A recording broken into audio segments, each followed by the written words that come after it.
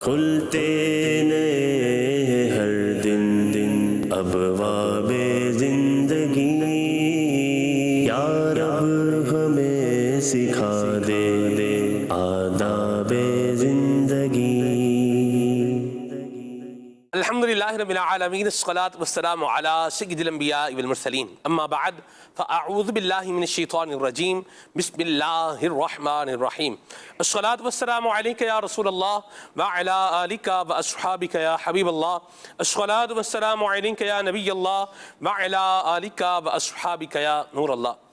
نبی پاک صلی اللہ تعالی علیہ وآلہ وسلم نے ارشاد فرمایا، زینوا مجالسکم بالصلاة علیہ فَإِنَّ صَلَاتَكُمْ عَلَيَّ نُورٌ لَكُمْ يَوْمَ الْقِيَامَةِ، کہ تم اپنی مجلسوں کو مجھ پر درود پاک پڑھ کر آراستہ کرو کہ بے شک تمہارا مجھ پر درود پاک پڑھنا بروز قیامت تمہارے لیے نور ہوگا۔ صلو علی الحبیب صلی اللہ تعالی علی محمد صلی اللہ علیہ وسلم، صلاۃ و سلاما علیک یا سیدی یا رسول اللہ۔ نبی پاک صاحب الاولاق صلی اللہ تعالی علیہ وآلہ وسلم نے مومن کے اوصاف بیان کرتے ہوئے، ایمان والے کے اوصاف بیان کرتے ہوئے ارشاد فرمایا، لین ہین سہل۔ مومن کی خوبیاں جو بیان فرمائیں اس میں یہ بیان فرمایا کہ یہ دھیمے مزاج والا، نرم طبیعت والا ہوتا ہے اور اس کے ساتھ معاملہ کرنا آسان ہوتا ہے۔ المؤمن لین ہین سہل۔ اللہ تبارک و تعالی ہمیں ایسا ایمان والا اور ایسا مومن بنائے کہ ہماری طبیعت کے اندر، ہمارے مزاج کے اندر دھیما پن بھی ہو، اس کے اندر نرمی بھی ہو، اور پھر اس کے ساتھ ساتھ ہمارے ساتھ لوگوں کا معاملہ کرنا، لوگوں کا جو ہے وہ ہمارے ساتھ اٹیچ ہونا یہ آسان ہو جائے۔ اللہ تبارک و تعالی ہمیں عافیت اور سلامتی عطا فرمائے۔ اور مدنی چینل کے ناظرین، پروگرام آپ دیکھ رہے ہیں آداب زندگی، خلیفہ امیر اہل سنت حضرت مولانا الحاج عبید رضا عطاری مدنی دامت برکاتہ القدسیہ کا پروگرام ہے یہ، اور اس پروگرام کے اندر ہم آپ کی کالز کو اور آپ کے میسیجز کو انشاءاللہ شامل کرتے ہیں۔ اور آج بھی خلیفہ امیر اہل سنت ہمارے ساتھ پروگرام کے اندر موجود ہیں۔ خلیفہ امیر اہل سنت کی طرف بڑھتے ہیں اور آپ کی کالز کو شامل کرتے ہیں۔ جی، میرا سوال ہے، بچے ایک دوسرے کو ڈراتے ہیں، بالخصوص جب لائٹ چلی جاتی ہے، تو کیا بچوں کو ایسا کرنا چاہیے؟ الحمدللہ رب العالمین والصلاة والسلام علی خاتم النبیین، اما بعد فاعوذ باللہ من الشیطان الرجیم، بسم اللہ الرحمن الرحیم۔ الصلاة والسلام علیک یا رسول اللہ وعلی آلک واصحابک یا حبیب اللہ۔ الصلاة والسلام علیک یا نبی اللہ وعلی آلک واصحابک یا نور اللہ۔ بچہ ہو یا بڑا، بعض اوقات ایسا ہوتا ہے کہ بچے آپس میں ایک دوسرے کو ڈراتے ہیں۔ بعض اوقات جو تھوڑے بڑے تھے نا، بلکہ نہیں زیادہ جو بڑے تھے وہ بھی ڈراتے ہیں، تو ایک دوسرے کو ڈرانا نہیں چاہیے۔ اب دیکھیں، بچے رہے، یہ تو ہیں بچے جو نابالغ ہیں، کہ نابالغ کا گناہ کاؤنٹ نہیں ہوتا، مگر یہ یاد رکھا جائے کہ کسی کو ڈرانا، ادھر اس کو خوفزدہ کرنا ہے، اور کسی کو اس طرح خوفزدہ کرنا یہ گناہ ہے۔ تو ہم بلا اجازت شرعی کسی کو بھی خوفزدہ نہیں کر سکتے۔ ہاں، واقعی اگر ایسے حالات ہیں، ایسے معاملات ہیں، اب مثال کے طور پہ کوئی ایسا گھر ہے کہ جہاں چوہے ہیں، اب اگر کوئی بچہ دوسرے بچے کو کہتا ہے یا کوئی بڑا بچے کو کہتا ہے دیکھو بیٹا باہر نہیں جانا کہ باہر چوہے ہیں، یہ ایک الگ چیز ہے، یا باہر یوں معاملات ہیں، یہ ایک الگ چیز ہے۔ ورنہ جو بلا وجہ شرعی خواہ جو ڈراتے ہیں یہ غلط ہے۔ جب پھر اس کا نتیجہ یہ ہوتا ہے کہ ایسے جو بچے ہوتے ہیں نا، وہ آگے جا کے ترقی نہیں کر پاتے، چونکہ وہ احساس کمتری کا شکار ہوتے ہیں، وہ خوف کا شکار ہوتے ہیں۔ ان کے سر پر ہر بار جو نا ہر وقت یہی رہے گا کہ یار باہر کچھ ہو جائے گا، باہر کچھ ہو جائے گا۔ ایک تو یہ، دوسرا یہ کہ بعض اوقات بچوں کو ڈرانے کی وجہ سے بچے بیمار بھی پڑ جاتے ہیں، تو اس کا بالکل خیال رکھا جائے۔ اگر ہم قرآن و سنت کے مطابق اپنی زندگی گزاریں گے نا، تو یہ انشاءاللہ الکریم سارے مسائل حل ہوں گے، اور ہماری اولاد جو ہے نا وہ ہر طرح سے ترقی بھی کرے گی۔ صحیح۔ والدین اپنی اولاد کو جو خام خواہ ڈراتے ہیں، سو جاؤ یہ ہو جائے گا وہ ہو جائے گا، نہیں، یہ تو بالکل غلط ہے، وہی ناجائز ہے کہ سلانے کے لیے خواہ اس طرح ڈرانا، یہ وہی بات ہوگی اس کے دل میں خوف پیدا کرنا ہوا، جی اور وہ خوف پیدا کرنا یہ گناہ ہے بلا وجہ شرعی، صحیح ہو گئی، ٹھیک ہو۔ اور بیچارہ بچہ ویسے پریشان ہوگا، بیمار بھی ہو سکتا ہے، چاہے بڑا ڈرا یا والدین ڈرا یا کوئی بھی ڈرا ہے، بیمار تو ہو سکتا ہے بچہ، صحیح، اس کے دل میں اگر خوف بیٹھ گیا تو۔ ٹھیک ہو گیا. سمجھانے میں اور ڈرانے میں فرق ہے. بالکل فرق ہے، سمجھانا اور ڈرانا دونوں میں فرق ہے. کہ جس سے آپ کو تجربہ ہوگا کہ ہم بعض اوقات جو نا جیسے یوں چیختے ہیں کسی سامنے، اچانک کوئی ایسا شور کیا تو سامنے ہل جاتا ہے بالکل. ہاں جی. یہ ہے ڈر. یعنی یہ دیکھیں کہ قدرتی ایک نظام ہے. خوف بھی ظاہر ہے کہ خوف ہے، یعنی بعض اوقات بندہ اتنا ڈرتا ہے اسے ناف اتری وہ بھی پوری ہو جائے گی، اپنی جگہ پہ آ جائے گی، تو پورا ہل جاتا ہے نا. یوں سر روئے روئے کی ورزش ہو جاتی ہے ایک طرح سے.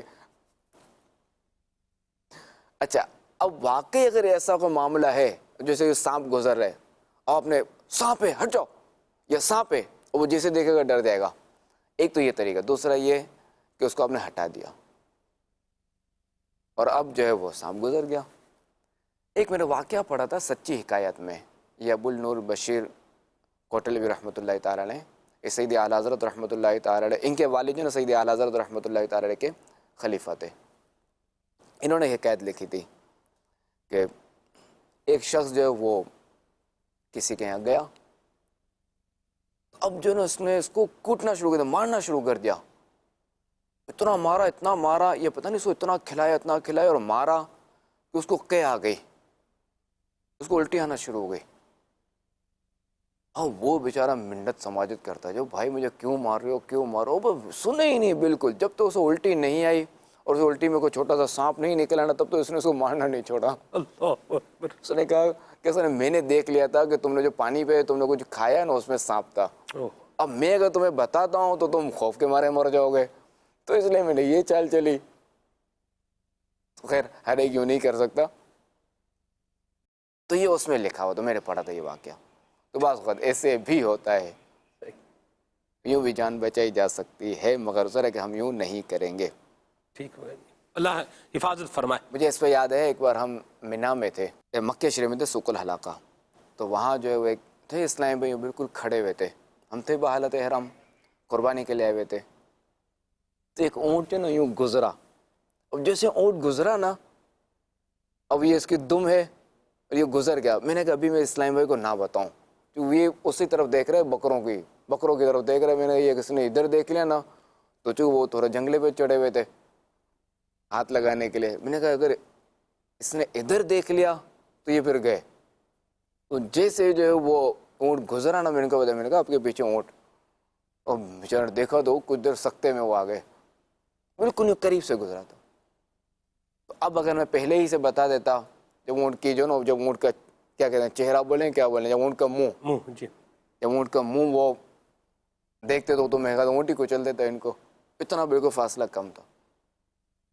وہی کہ اگر کبھی کوئی ایسا معاملہ بھی ہو تو بندے کو چاہیے کہ حکمت عمل اختیار کرے. اور بالخصوص جو باپ ہوتے ہیں نا، باپ اور دادا اور مائیں، ان کو زیادہ احتیاط کرنی چاہیے کہ بچوں کو اس طرح نہ ڈرائیں. اب اگر واقعی کوئی ایسی خوفناک کوئی چیز آ بھی رہی، کوئی ایسا معاملہ ہے خوفناک معاملہ بھی ہے، تو اس میں بھی حکمت عملی کے ساتھ ترکیب کی جائے، نہ کہ جو ہے وہ آپ جو اس کو پہلے سے ڈرا دیں.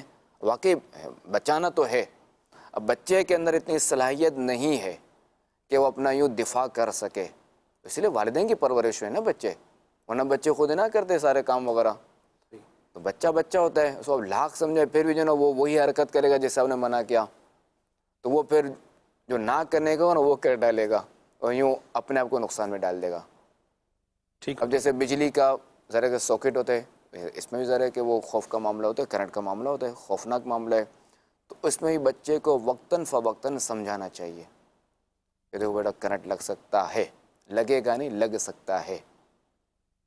انشاء کا استعمال کیا جائے خبریانہ، تو لگ سکتا ہے اور بیٹا احتیاط کی جائے، یوں پلک ڈالا جائے، یوں کیا جائے. کیونکہ بعضوں کی عادت ہوتی ہے، بعض بڑے بھی جو نا وہ خود یوں انگلیاں یوں کر کے یوں جو نا وہ ہاتھ ڈالتے ہیں، یوں جو نا پلک لگاتے ہیں. اب جو میں نے دیکھا ہے کہ ایسے جو نا وہ بہت کم رہ گئے ہیں لائٹ پلک، جو لائٹ پلک تو اس کو بولتے ہیں، جو اس کو شاید ساکٹ بولتے ہیں، خیر جو بھی اس کو پلک ہی بولا جاتا ہے. وہ تو ایسے کم رہ گئے کہ جس میں کونے تک میٹل ہوتا ہے، جس میں کونے تک میٹل ہوتا ہے نا اس میں خطرہ ہوتا ہے کرنٹ کا. تو یہ پلک جب بھی لیں تو اس میں دیکھا جائے کہ کونے تک میٹل نہ ہو. البتہ اب بھی آتے ہیں کونے تک میٹل ہو چکے ان کی ضرورت ہے اپنی، کسی کے بارے میں سب میں نے یہ سنا ہے کہ ان کے ہاں جو ہے وہ نظام ایسا ہے کہ اگر بچہ ساکٹ میں ہاتھ لگائے گا بھی تو اس کو کرنٹ نہیں لگے گا، ایسا کوئی نظام ہو سکتا ہے؟ ہاں ہاں بالکل ہے، اس کے لیے آتا ہے ارتھ لیکیج سوئچ، وہ اگر آپ لگا لیں تو اس سے یہ ہے کہ وہ کیا کہتے ہیں، کسی بڑا ہو یا بچہ ہو یا بڑا ہو، سو کرنٹ لگا نا تو اسے سوئی کی نوک کے برابر چبھے گا، یوں سمجھے سوئی چبھی ہے اور وہ صحیح۔ ٹرپ کر جائے گا بریکر، صحیح۔ یہ لگانا چاہیے۔ اب مسئلہ یہ کہ ہمارے یہاں ہر الیکٹریشین کو معلوم بھی نہیں ہے، یہ کوئی الگ سے خاص طرح کے کچھ چیز ہوتی بریکر ہے؟ ہوتا ہے جی۔ ٹھیک ہو گیا، صحیح ہے، کال شامل کرتے ہیں۔ بارگاہ میں عرض ہے کہ اس شعر کا مطلب کیا ہے، برائے کرم رہنمائی فرما دیجئے۔ تبارک اللہ ہے شان تیری، تجھی کو زیبا ہے بے نیازی، کہیں ہے وہ جوش لن ترانی، کہیں تقاضے وصال کے تھے۔ جی یہ سیدی اعلی حضرت امام اہل سنت رحمۃ اللہ تعالی علیہ کا شعر ہے، پہلے تو ہم شعر درست کر لیں۔ تبارک اللہ شان تیری، تجھی کو زیبا ہے بے نیازی۔ تبارک اللہ شان تیری، تجھی کو زیبا ہے بے نیازی، کہیں تو وہ جوش لن ترانی، کہیں تقاضے وصال کے تھے۔ سبحان اللہ۔ زیبا کے معنی ہے زیب دینے والا، بے نیازی کسی کا محتاج نہیں، اللہ الصمد، صمد کے معنی بے نیاز ہے، یہ اللہ تعالیٰ کے ایک صفاتی نام ہے، اللہ الصمد، اللہ تعالیٰ بے نیاز ہے۔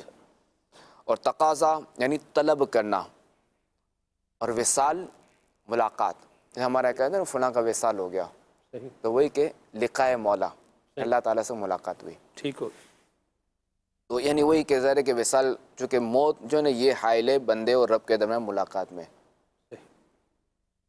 لقائے خلیل شفاء علیل۔ سبحان اللہ ہمیں اپنی لقاء کا شوق عطا فرمائے، آمین۔ ملاقات کا شوق عطا فرمائے۔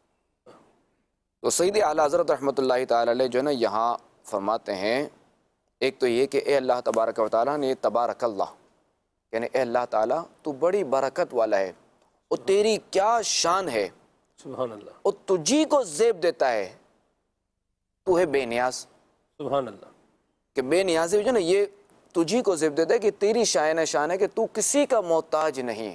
سبحان اللہ، پھر فرماتے ہیں کہیں تو وہ جوش لن ترانی، کہ حضرت موسیٰ علیہ السلام نے جب بارگاہ الہی میں عرض کی کہ اللہ کریم میں تیری لقاء چاہتا ہوں، سبحان اللہ، میں تیرا دیدار چاہتا ہوں، تو اللہ تبارک و تعالی نے فرمایا لن ترانی، کہ یعنی تو مجھے ہرگز نہ دیکھ سکے گا، قرآن پاک میں نا جی یہ واقعہ۔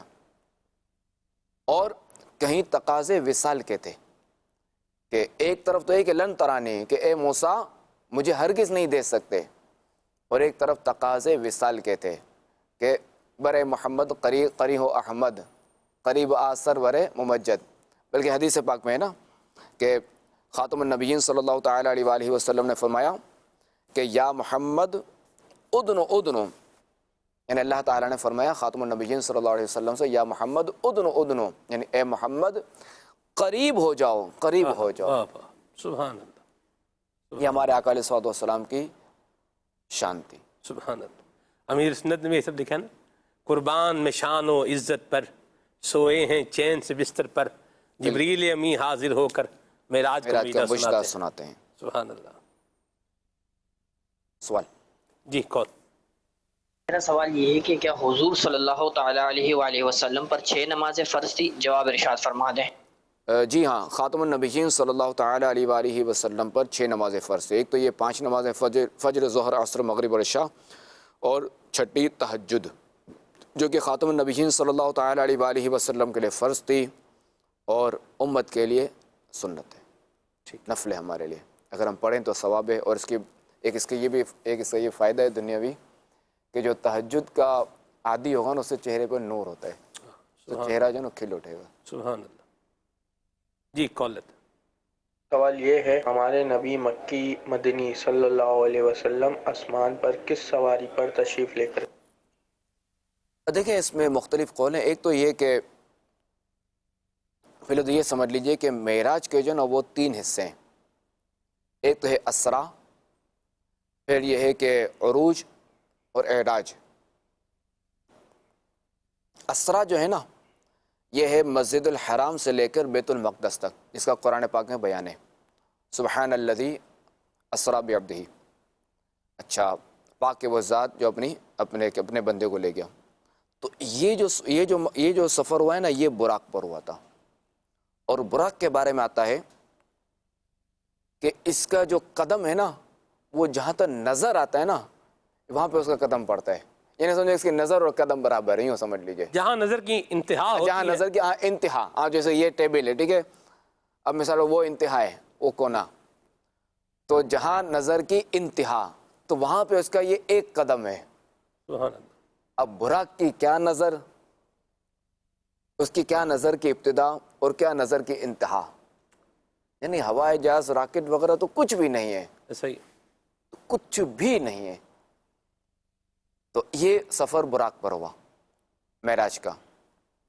اچھا پھر اس کے بعد جو ہے وہ صلی اللہ علیہ محمد، پھر اس کے بعد یہ آتا ہے کہ بیت المقدس سے لے کر آسمان تک یہ نور کی سیڑھیوں پر ہوا،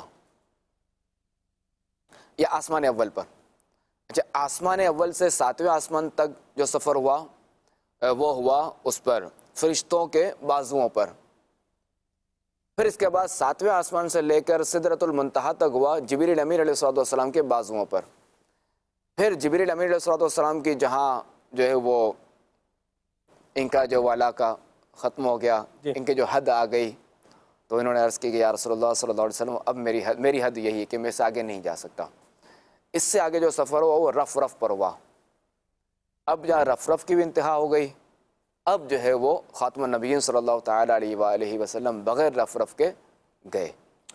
وہ یہ یاد رکھا جائے کہ چونکہ ہمارے آقا علیہ الصلوۃ والسلام کا یہ سفر معراج تھا، تو ہمارے آقا علیہ الصلوۃ والسلام جو ہے وہ یعنی اللہ تبارک و تعالیٰ کسی چیز کا محتاج نہیں کہ اپنے نبی کو جو ہے نا وہ براق ہی پر لا سکتا ہے، یا یہ کہ رف رف ہی پہ لا سکتا ہے، یا یہ کہ فرشتوں کے بازوؤں پر بھی لا سکتا ہے. ایسا نہیں ہے. یعنی اللہ تعالیٰ نے خاتم النبیین صلی اللہ تعالیٰ علیہ وآلہ وسلم کو بہت نوازا ہے. تو یہ ہمارے آقا علیہ الصلوۃ والسلام کی بھی اتنی پاور ہے، اتنی پاور تھی کہ اس وقت بھی جو ہے وہ کہ اس طرح انہوں نے سفر کیا. دیکھیں نا کہ یعنی جو زمینی سفر تھا وہ براق پہ ہوا، پھر جو وہ کیا کہتے ہیں وہ نور کی سیڑھیوں پر ہوا پہلے آسمان تک، پھر جو فرشتوں کے بازوؤں پر ہوا، پھر جو وہ جبریل امین علیہ السلام کے بازوؤں پر ہوا، پھر رف رف پہ ہوا، پھر جو ہے وہ بغیر سواری کے ہوا. کیا بات. تو ہمارے آقا علیہ السلام جو ہے وہ مسجد الحرام سے بھی جو ہے وہ یوں سفر فرما سکتے تھے بغیر کسی کے. ٹھیک ہو گیا. مگر چونکہ آپ دیکھتے ہیں کہ چونکہ اللہ تبارک و تعالیٰ نے اپنا جو ہے وہ جلوہ دکھانے کے لیے، اپنا دیدار کرانے کے لیے بلایا تھا، تو آپ دیکھتے ہیں کہ جب جیسے مثال ہوتا ہے کسی کی شادی ہوتی ہے تو اس کی جو سواری ہوتی ہے وہ کیسی ہوتی ہے؟ شاندار ہوتی ہے. شاندار ہوتی ہے. اچھا سواری کو زیادہ بھگایا بھی نہیں جاتا. جی. اب کیا وہ جو بندہ بیٹھا ہوا، جو دولہا بیٹھا ہوا ہے، کل تک تو وہی دولہا گلی میں یوں ہی چل رہا تھا، اپنے گھر میں ٹہل رہا تھا آرام سے. آج یہی دولہا جو ہے نا وہ اچھا اب ذرا کہ وہ ہر جگہ کا الگ ماحول ہے. کہیں پہ جو ہے وہ تانگے کی ترکیب ہوتی ہے، کہیں جو وہ گھوڑے پر سوار کیا جاتا ہے، کہیں اونٹ پر سوار کیا جاتا ہے، کہیں جو وہ گاڑیوں میں سوار کیا جاتا ہے. صحیح ہے. مختلف انداز ہیں. صحیح. اب اس کا مطلب دیکھیں کہ یہ نہیں کہ یہ دولہا اس سواری کا محتاج تھا اس دن شادی والے دن. ایسا نہیں ہے نا. تو ہمارے آقا علیہ الصلوۃ والسلام اس چیز کے محتاج نہیں تھے. یہ جو ہے وہ ان کی شان تھی، اعزاز کے لیے. اعزاز تھا. سبحان اللہ. ان کے اعزاز کے لیے تھا. رسپیکٹ بھی کہہ سکتے ہیں. رسپیکٹ. سبحان اللہ. پروٹوکول بھی کہہ سکتے ہیں. پروٹوکول. حضرت ابراہیم علیہ الصلوۃ والسلام دیکھ لیجئے کہ ایک طرف دیکھیں کہ جب خانہ کعبہ کی جب کیا کہتے ہیں وہ جب دیواریں جب کر رہے تھے جی. وہ ہے نا کہ وَإِذْ يَرْفَعُ إِبْرَاهِيمُ الْقَوَاعِدَ مِنَ الْبَيْتِ وَإِسْمَاعِيلُ. یہ آیت مبارکہ ہے. صحیح. رَبَّنَا تَقَبَّلْ مِنَّا إِنَّكَ أَنْتَ السَّمِيعُ الْعَلِيمُ. کہ یہ اذ جو ہے نا یہاں جو ہے وہ ماضی کے معنی میں آیا، اسماء ظروف میں سے جو ہے. اچھا اب جو ہے وہ یہاں دیکھیں کہ حضرت ابراہیم علیہ الصلوۃ والسلام کی شان دیکھیں کہ یہ پتھر ہے، اور یہ پتھر جو نا یہ اپ ڈاؤن ہو رہا ہے. جی. ایک طرف یہ پتھر اپ ڈاؤن ہو رہا ہے کہ یہاں انہیں سیڑھی کی ضرورت نہیں پڑی، کچھ بھی نہیں ضرورت پڑی، اور ایک طرف جو یہ بیت المقدس سے مکہ شریف آ رہے ہیں اور مکہ شریف سے بیت المقدس جا رہے ہیں، تو یہ براق پر سفر ہو رہا ہے ان کا. تو یہ اللہ تبارک و تعالیٰ نے جو ہے وہ اپنے انبیاء کو نوازا ہے. جی اچھا یہاں دیکھیں اللہ تبارک و تعالیٰ کی قدرت کہ حضرت ابراہیم علیہ السلام حضرت اسماعیل علیہ السلام سے یاد آیا کہ یہ دیکھیں کہ حضرت ابراہیم علیہ السلام اپنے صاحبزادے کو اپنے بیٹے کو اپنے لخت جگر کو لٹا چکے تھے، اور پلک جھپکنے میں جب وہ مینڈا آ گیا، اللہ تعالیٰ یہاں پہ بالکل قادر مطلق ہے، حضرت جبریل علیہ السلام کا محتاج نہیں ہے وہ کہ ان کے ذریعے بھیجے، وہ چاہتا تو ڈائریکٹ بھی آ سکتا تھا مینڈا، قدرت قادر مطلق ہے۔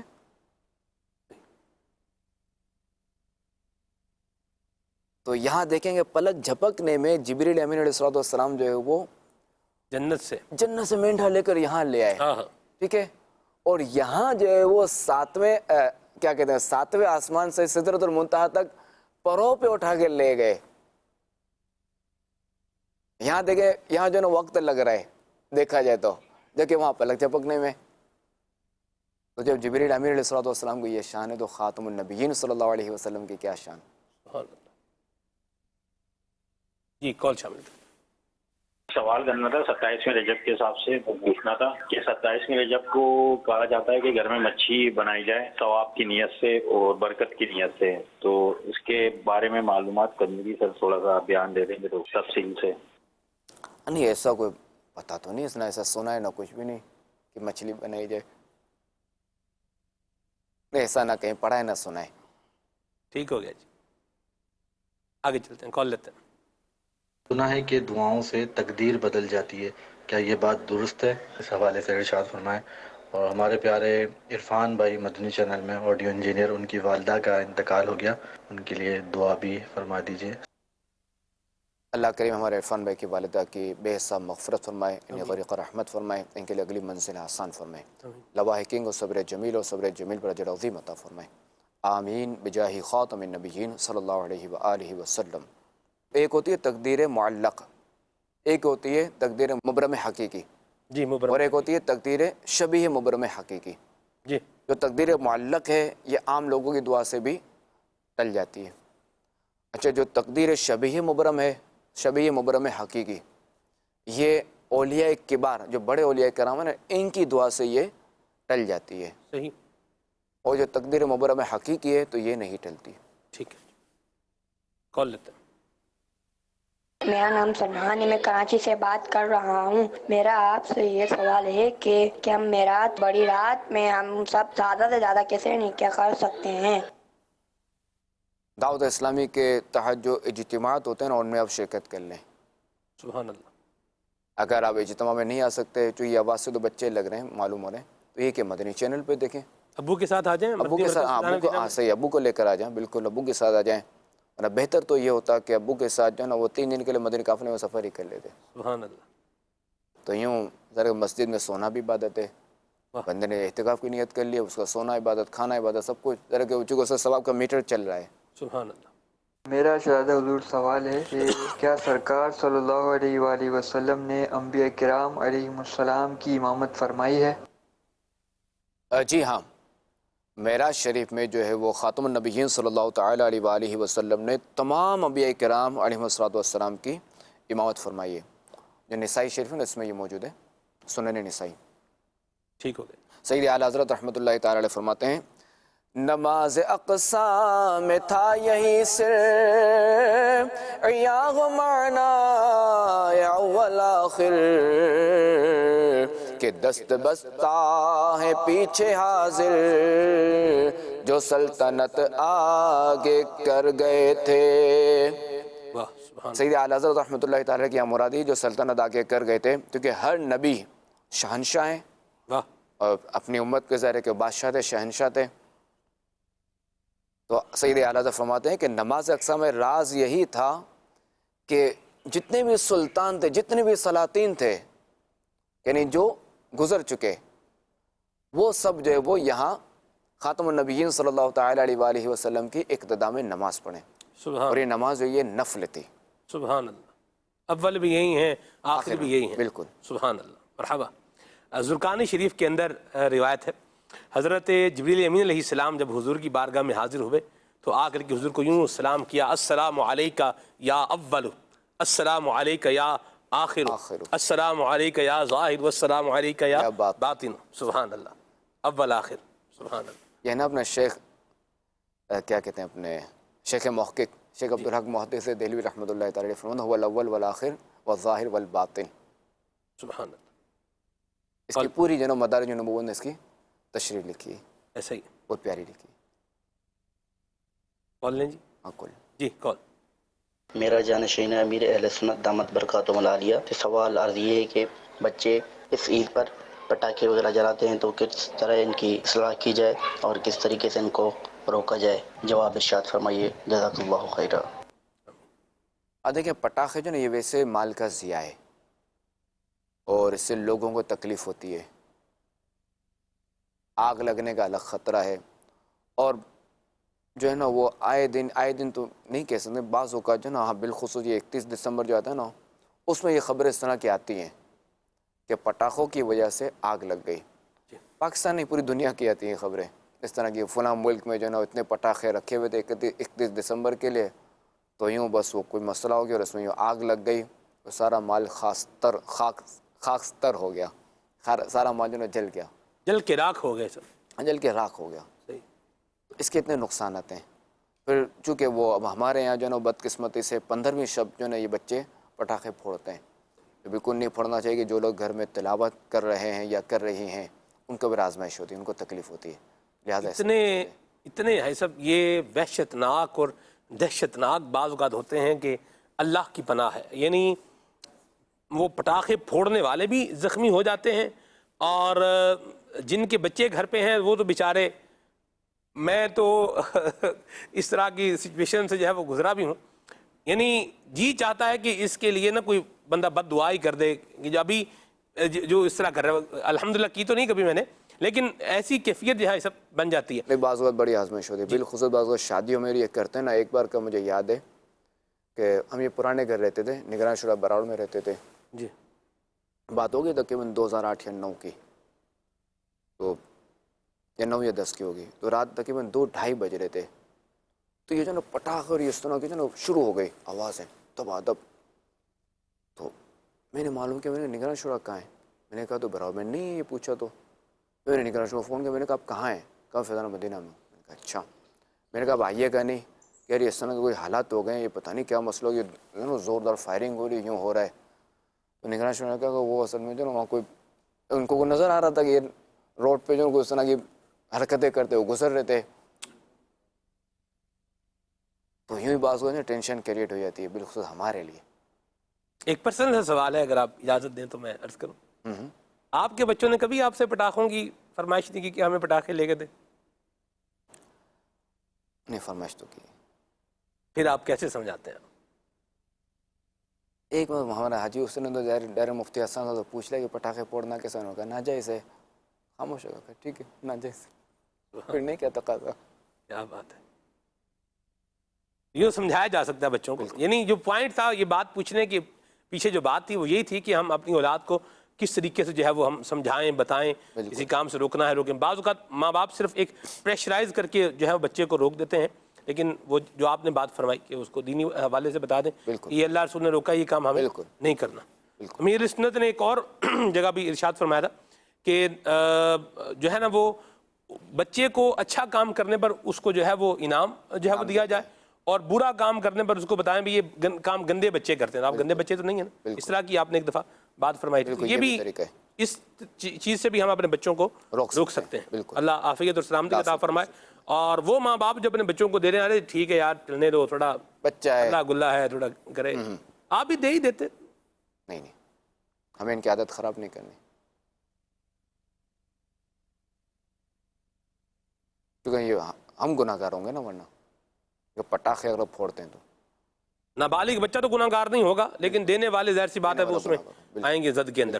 اور پھر نقصان ہے سب جب اس کا ہوتا ہے, پٹاخے پھوٹتے ہیں, ہاتھ جو ہے وہ جل جاتے ہیں اور اس طرح کے جو ہے وہ نقصان ہو جاتے ہیں بڑے. یعنی اس طرح کے نقصان بھی مجھے جو ہے وہ یاد ہے کہ وہ راڈ جو ہے نا وہ اس کا بڑا, اس کو ہمارے ہاں ایک, میں پنجاب کی بات بتا رہا ہوں, وہ ایک اس کا بڑا وہ بناتے تھے, اس کو پٹاس اس کے لیے لفظ استعمال کرتے ہیں, پٹاس بولتے ہیں اس کے لیے. وہ بڑا اس کا بڑا سا منہ ہوتا ہے, اس کے اندر وہ ایک خاص قسم کا مکسچر جو ہے وہ بھرتے ہیں, اور پھر اس کو یوں کر کے جو ہے نا وہ جب زور سے مارتے ہیں تو وہ بہت دھماکے ٹائپ ایک اس طرح کا وہ بنتا ہے.